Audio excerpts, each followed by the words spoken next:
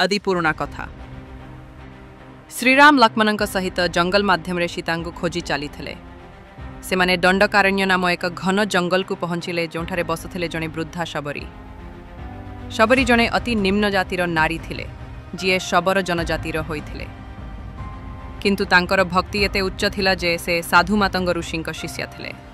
मातंग ऋषि मृत्यु पूर्वरु शबरी को एक कथा कहिथिले, तुमे एठी इंतजार कर, एक दिन भगवान राम एठाकू आसिबे, तुमे तांकर सेवा करिबे। तांको कथा को शबरी अटूट भावे विश्वास करी सारा जीवन भगवान रामों को आगमन पाई प्रतिदिन प्रतीक्षा करुथिले। से प्रतिदिन फल तोलुथिले और भाबुथिले जदि आजी राम आसंती तेबे एही फल तांकु देबी। अंते एक दिन श्रीराम एवं लक्ष्मण शबरी आश्रम को पहुंचिले। शबरी खुशी रे भावविह्वल हो गले। से तांकु बहुत प्रेम रे स्नान करिले, अति साधा माटीर आसन देले और निज हाथे तोलिथिबा बेर, कंदमूल और मीठा फल रामंकु देले। एठिरे एक आश्चर्य घटना घटिला।